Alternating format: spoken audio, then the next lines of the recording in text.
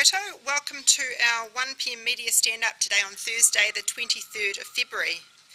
Today I have with me James Millward, our MetService Meteorologist, Craig Hobbs, Auckland Council's Director of Regulatory Services, Joe Chiplin, Te Whatu Ora, Interim Director of Mental Health, and Murray Burt, Auckland Transport's Chief Engineer. It's been almost 4 weeks since the emergency response was first activated, when Tamaki Makaurau was hit firstly with some devastating floods, followed 2 weeks behind by Cyclone Gabrielle. From today, we will be pausing our media stand-ups. We will continue to provide substantial written daily updates that will be released to media and updated on Our Auckland. Rest assured though, we will reinstate these updates if it is needed. We will also continue to keep our website and social media channels updated with all of the latest information and encourage Aucklanders to continue to look at these on a regular basis. I'm now going to pass to James, who is our MetService Meteorologist, to give an update on the weather forecast for this week. Thanks, James. Good afternoon, everyone. Well, Auckland's coming off the back of a much drier run of weather. We've had pretty much dry conditions for the past sort of week or so, and lots of sunshine, which has helped to just dry out the soils just that little bit over the past week. Whilst today is a little bit more showery, we're going to see some showers move across the city this afternoon and out to the east, and these will get a little bit heavier as the day goes on, and you might even hear a rumble of thunder out towards the eastern Great Barrier this evening, but they aren't expected to be too heavy, and they will be quite brief, so not expecting any real impacts with these ones. Tomorrow is looking a bit more of an active day for us in Auckland though. We will see some light showers around the region through the morning, and these are going to get heavier and again a little bit thundery through the afternoon and evening. Now these could basically develop anywhere across Auckland tomorrow, and there is a risk of some highly localised downpours through the afternoon and evening. Now underneath those heaviest falls we could see some highly localised impacts with the rain there. Now MetService has issued a heavy rain watch for Auckland tomorrow from noon until 10 p.m. So it's worth just keeping an eye on that tomorrow morning, and also just on the weather radar as the day progresses to see exactly where these cells are going to pop up, because they are, as I said, the risk is sort of quite widespread across the region. The good news is lots of those will sort of dissipate through the evening hours and herald a much brighter start to the weekend and early next week. We're looking at quite a lot of sunshine in the forecast through Saturday into the early parts of next week, and really not much rain at all. So another more settled spell in the offing, and how long that lasts is really the question now, but at least until midweek we're looking relatively good. We do need to look towards the tropics as next week wears on, because we are seeing some increased activity developing to the north of New Zealand in the tropics out towards Australia too. Now that's not unusual for this time of year. We're in the height of the tropical cyclone season, and they're not expected to pose an imminent threat to New Zealand or Auckland through the early parts of next week, but it is a bit early to say exactly what we're expecting towards the back end of next week and the start of the following week. So we do need to keep an eye on that, and MetService tropical forecasters will be doing that over the coming days, and we'll keep everyone updated if anything is to develop. But at this stage, no real risk over the next sort of week or so, and then potentially these systems becoming a bit more influential on our weather maps towards the end of next week and the start of the following week. So that's all I had to say, so thank you very much. Thanks, James. So I guess the key message there from us is just to keep an eye on the forecast and keep up to date with any changes in that, particularly noting that we do have that weather watch in place for tomorrow. Of course, with our saturated ground conditions, rain, particularly in areas that have had slips, there could be the chance of those being reactivated. So just again, a reminder for Aucklanders to stay vigilant, particularly during periods of heavy rain. Just now going to touch on the work that we're doing again with our isolated communities, which continues to be a key focus of our response activity. Welfare support is currently on the ground in Pihara and Muriwai, and lifeline utilities are coming back online throughout the region. This includes power restoration in parts of Karikari. Essential supplies such as food and medicine for Karikari is also ongoing. As of today, we have received status updates from Vector about the restoration and power outage issues that are affecting areas caused by fallen trees, damaged lines, broken poles, and also access issues that need repairing to restore power. Estimated time for restoration for 24th of February is Riverhead, North Shore, Coatesville and Albany areas that are currently out of power, Simpson Road and Ranui, Hobsonville and Ranui, Scenic Drive, Kaukopakapa and Langholm. Estimated time for restoration for the 25th of February includes the areas of Muriwai, Kumeu and Waimaku. Currently, Vector is in the process of working with contractors to assist them getting necessary access to those areas. And just important to note, whilst those are indicative times for returning those power supplies back online, restoration is still dependent on any further issues that can be discovered through that discovery works process. Further information on power restoration in other areas will be made available as soon as Vector has it to hand. And of course, just a reminder that there is power outage maps, including the different zones and work happening in those, available on Vector's website. Now I'm going to ask Murray Burt, who is the Chief Engineer for Auckland Transport, to give an update on transport and roads. Thanks, Murray.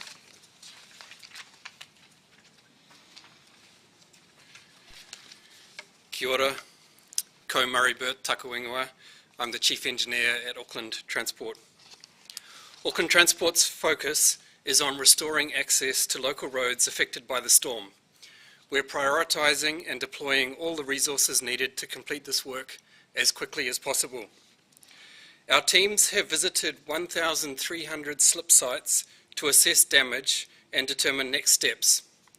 Geotechnical visits have been prioritised at key areas such as Piha, Bethells Beach and Rodney, so we can return safe access to isolated communities.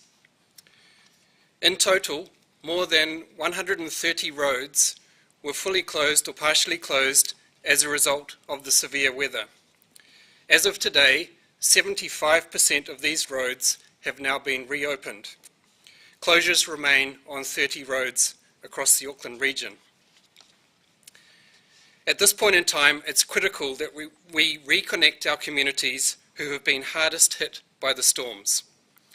As a result, some projects across the region have been paused while we redirect resources to support this critical recovery work.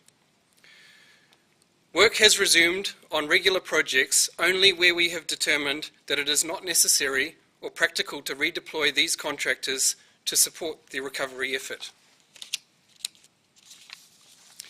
There is a mammoth task ahead of us, and we want to assure our communities that work is underway.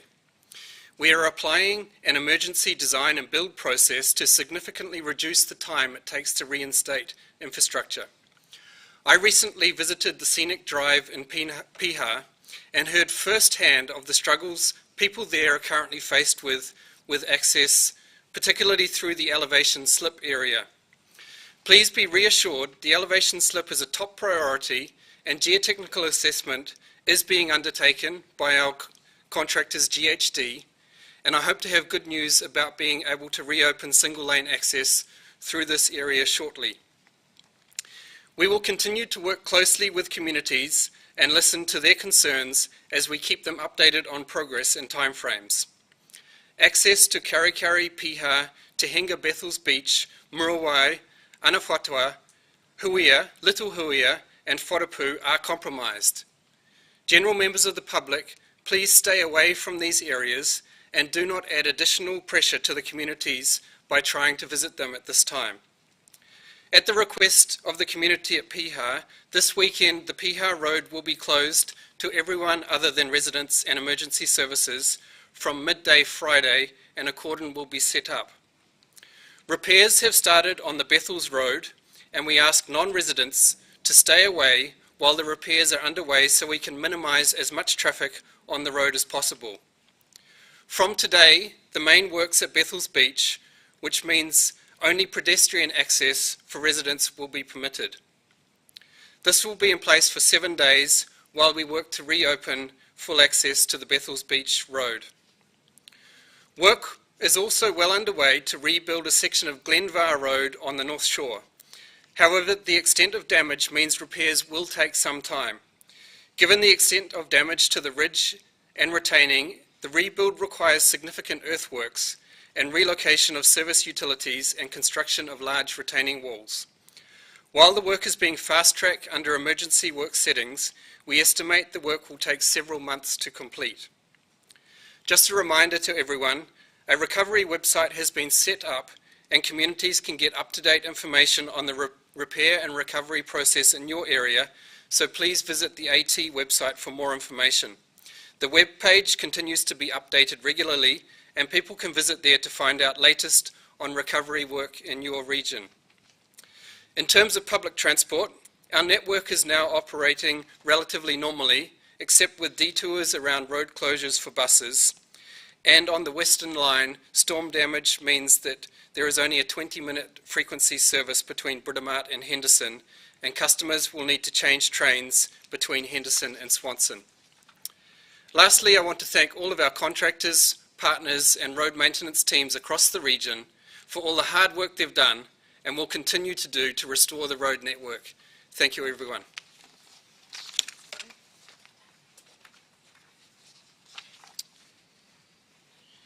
Just moving now to the progress we're making in assessing various impacted buildings across the region. Many Aucklanders who've had red placards, we understand and absolutely appreciate, are keen to know when they can get back into their homes, whether that's just on a temporary basis to collect treasured items. As I mentioned yesterday, we're working as quickly as possible on a plan for re-entry for those who've not yet been able to access their homes. We know people want to understand the options for doing this safely and are working on plans for how and when this can occur. I'm now going to pass to Craig Hobbs to give an update on the work that his team is doing. Kia ora koutou. I will start by updating the placard numbers from the rapid building assessments that we've undertaken through the floods and the cyclone. So in just over 3 weeks, our teams have completed 6,906 building assessments across Tamaki Makaurau Road. Our focus has been on giving people a level of clarity around what condition their property is in as soon as we possibly can, and protecting Aucklanders by determining whether a building is safe to occupy or whether it poses a health and safety risk. So as of 11 a.m. today, we have, in relation to the flooding, placarded red placards 357. We've put yellow placards onto 1,943 buildings and white 3,179. In relation to Cyclone Gabriel, red placards 217, 282 yellow placards and 907 white placards. There have been homes that have been assessed that have not required a placard, and there are some reassessment numbers in there as well. Just to recap, a white, yellow or red placard is issued depending on the level of damage and health and safety risk. White means a home can be used. It may need some assessment though around electrics and the like. Yellow indicates restricted access, and red means entry is prohibited due to significant risk to health and life, either from the building itself or potentially from the surrounding environment. For detailed guidance on the coloured placards and what they mean, you can visit Auckland Emergency Management, that's aem.org.nz. Follow the link at the top right-hand page of the home page under what to expect from flood-damaged buildings. If you are in that situation where you have a placard on your property, your insurance company is your next port of call. Make sure you get hold of them. They will organise registered builders or registered engineers who can give you an assessment and help mitigate and remediate your home. If you don't have an insurer, then again it's up to you to develop or to work with a builder or an engineer to determine what needs to be done to your house. Rachel mentioned managed re-entry. We are working on that at the moment. We are contacting everyone who has a red placarded property, and we'll look to work, if we can, safety and health obviously top of mind, to allow people back into a house in a controlled way. Will be limited time periods. It's to get essentials and the likes out of those homes. If you want to get back into your house and you haven't heard from us, then I ask that you contact us through the RBA comms, COMMS, at aucklandcouncil.govt.nz website, or call us on 0800 222200, and we'll arrange to help you into your house as soon as we possibly can. I made a commitment earlier in the week that we would provide printed information and make it as easily available as we can to everyone. As of tomorrow, we will have documentation on how to restore your house after the flood damage. There's a very good brands document available for that. We'll also provide guidance on what the coloured placards mean for your building, and we will give you building repair approval options and what you need to do, to, as say, get your building sorted out. From tomorrow, the locations where we will have information are, and there is a long list, so please bear with me. We'll have that available at the Albany Village Library, the Kumiu Library, Blockhouse Bay Library, New Lynn War Memorial Library, the Mount Roskill Library, Epsom Library. These are all libraries, so I'm just going to give you the locations. Pukekohe, Waiuku, Northcote, Birkenhead, Glenfield, Remuera, Ranui, Te Manawa, and Glen Eden. If you have online access, you can also find that information again at Auckland Emergency Management. We've thanked a lot of people through the issues of the last 3 weeks. Our people, our staff, the work they've done in many different facets, Auckland Emergency Management. We've thanked volunteers who have come together to sort out the issues in our communities. We've thanked homeowners who have been impacted for their resilience, their understanding and their support in difficult circumstances. I also want to thank the media. At the end of the day, the comms that you've put out to communities, whether it be Auckland alone or around the rest of the North Island, Hawke's Bay obviously, is critical to keeping people informed and up to date with what's going on. Not only informing people who are impacted, but also friends and family. So again, big thank you to the media for your work. I just want to finish off on the Normanby Shot Tower. We're making great progress on disassembling that structure. So the big top kiln area has now been dismantled. That's gone, and we're working on the framework now. We are hoping, and I say hoping, weather dependent, to have people back to be completed, sorry, by Monday. Again, appreciating that residents are still impacted, but looking to get them back into their homes as soon as possible, hopefully sometime after Monday. Just to finish off, I want to talk about Piha. And Murray's already mentioned, and Rachel's touched on it, about leaving communities that are suffering, that have got major impacts, alone at this time. I was at a public meeting in Piha last night. That's a community under a great deal of stress. We need to respect that community as best we possibly can. That includes staying out of those areas, staying off dangerous roads, staying off roads generally, but making sure that you do stay out of the area. And unfortunately, or fortunately, we've got great surf beaches on the west coast. People want to access those beaches. The water is unsafe at the moment. There is waste and rubbish in the water, so it's not a great idea to surf anyway. And also, if you do go into the water, you put our first responders, our lifeguards, who have done incredible work, at risk. So again, please respect the fact that we want you to keep out of those areas.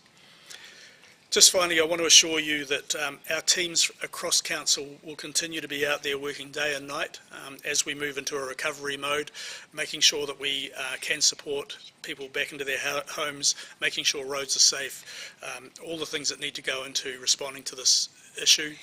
We're working as hard as we possibly can in as quick a time frame as we can.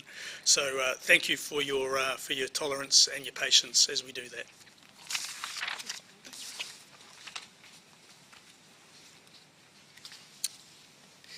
Just moving on to an update around our civil defence centres. So we are on day 28 of the response. Our civil defence centres, shelters, community support hubs and community-led centres still remain open for people needing refuge from both the January floods and Cyclone Gabrielle. There are now 7 civil defence centres, shelters and info hubs open across the Auckland region, and overnight we had 53 people staying in those civil defence centres. Auckland Emergency Management, along with our partner agencies such as MB and Kāinga Ora, are working to ensure everyone is moved into temporary accommodation that suits their needs. And as this happens, we will continue to review the need for civil defence centres, and there are likely to be some reduction in numbers. So we just encourage people again to look at our website for the latest information around which centres and shelters and info hubs are stood up. The Ministry of Business, Innovation and Employment's temporary accommodation service called TAS has been activated for the Auckland floods and Cyclone Gabrielle, and is currently accepting registrations from displaced residents who need assistance finding temporary accommodation. People affected by the floods who have a current or expected future need for temporary accommodation are encouraged to register with MB now by visiting the temporary accommodation website. So that's www.tasmbe.gov.nz, or calling the government helpline on 0508 754 163. TAS staff are in the process of locating safe, secure and accessible temporary accommodation options for displaced people, and this includes working with private landlords, property managers and commercial supply, including hotels, motels and other providers. TAS is also looking at things like portable cabins, apartments and other supply options. Once registered, TAS aims to make contact with applicants within 5 working days. There is currently a huge demand on the temporary accommodation service supply, and sometimes finding an accommodation option for people can take a little bit of time, particularly when we take into account people's particular circumstance. And this no doubt will be a stressful time for some people, but we ask for patience as the team works as hard as they can to find the right accommodation for everyone. TAS is also working with other responsible agencies who can provide wraparound services such as social services, mental health support, financial support and other resources. There is no one-size-fits-all solution for everybody, so again, just having an open mind and looking at all of the range of options is something that's very much a focus. I'm now going to pass to Joe Chiplin, who's the Interim Director of Mental Health for Te Whatu Ora, who's going to just talk about the importance of looking after mental well-being and some of the support services available for that.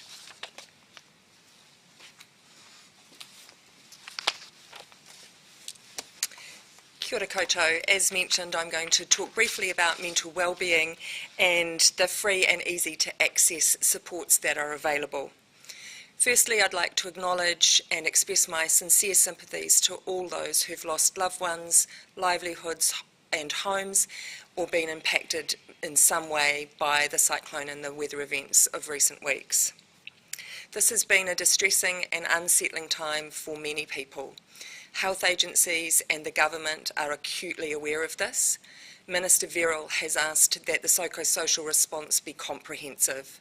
Last night, she approved $3.25 million of funding to be reprioritised to address immediate mental wellbeing needs, and we'll be working in the coming days to put those supports in place. It's completely normal to be feeling all sorts of emotions at the moment in these difficult times. It's important to remember that it's okay not to be okay.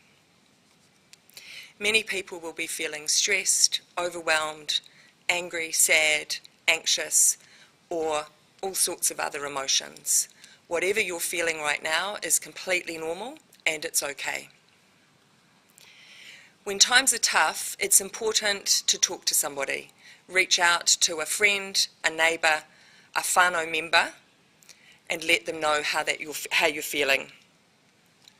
Focus on the short term, take things day by day or hour by hour if you need to. If you or your whānau need additional support, there is help available.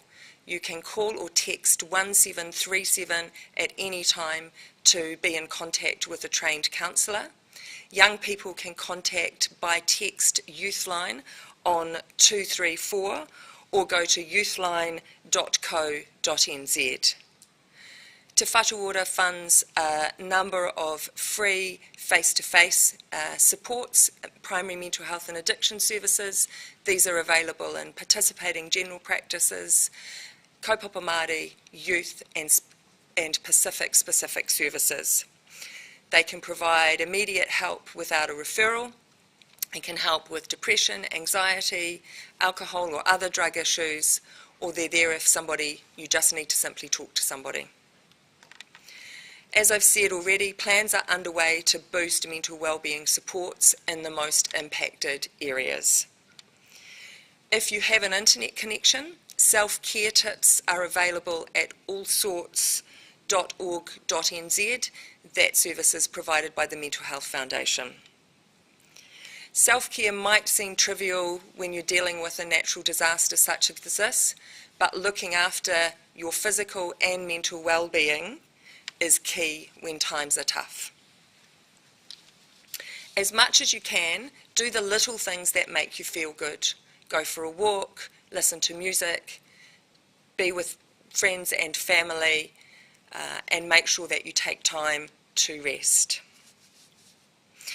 It's important to limit the amount of social media time that you have and how much you check the news.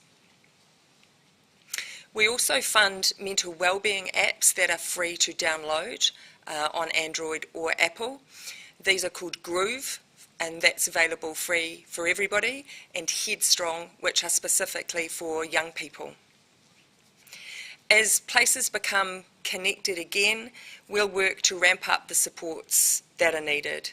We know from past events such as those in Christchurch that good mental wellbeing supports are going to be needed in the coming weeks and months, and we'll work to make sure that these are in place. New Zealanders are strong and resilient, and we come together at times like this. Together we will get through this, so please reach out if you need help and provide support for others if you're feeling okay to do this yourself. Thank you. Thanks, Jane. Some really important messages there. And I did just note, looking over your shoulder, that the Wellbeing app Groove was G-R-O-O-V, not the usual G-R-O-O-V-E. Now going to just move to some operational updates. Waste solutions. So waste has been front and centre for this response, and our teams and agencies have been working to ensure everyone has the right information that they need to get rid of flood damaged and cyclone damaged waste.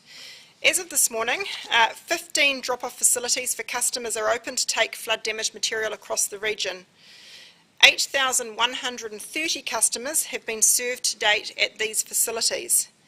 10 of our contracting companies are active in the field at the moment, picking up various aspects of waste.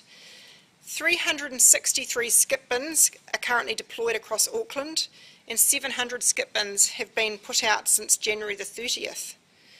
3,635 tonnes have been currently collected from curb and processed through our facilities. We've had 3,504 requests for service for curbside collection since January the 31st, and those have been comprised of 860 in the north and west, 962 in our central area, 718 south, and then another 579 that we've managed directly through our Auckland Emergency Management Operations team. As I mentioned yesterday, 6 of our regional parks remain closed until Wednesday the 1st of March due to safety and access restrictions. Just a reminder again that this includes Archer Creek Regional Park, the western side of the Hanua Ranges Regional Park including Hanua Falls, Muriwai Regional Park, Tawharanui Regional Park, Tiro Perere Regional Park, and the Waitakere Ranges Regional Park including the Tehinga Walkway. Vehicle access to Muriwai Beach is also closed with no access at Wilson Road and Coast Road. Do not attempt to get through the cordons, move traffic management signs or barriers. They are there for a very good reason. The impacts of the floods and the cyclone are still being felt, and it's really important, as Craig's touched on already, and Murray, that we give these affected communities the time and space they need to recover. Just now to wrap up, I mentioned earlier that today we're pausing our media stand-ups, but we will continue to provide substantial written daily updates as well as keeping our website and social media channels up to date. Again, if you want information at any time, check out those different social media channels or go to our website www.aem.org.nz. They are the primary source of information for Auckland's response, and of course if you need assistance you can always call on 0800 22 2200. And just to wrap up from me, Craig stole my thunder a wee bit because I was also going to do a shout out to the media and just say a big thank you for the work that's been done to help keep Aucklanders and other communities around the country informed. It's a really important part of making sure that we keep people safe. And then finally, I just wanted to say a huge thank you to the amazing people from iSign who've done a fantastic job working with us throughout these last couple of weeks to provide information to our deaf community. So thank you, team. You've been amazing. Cool, thank you. Kia ora, thank you, everybody. If there's any questions, we can take them.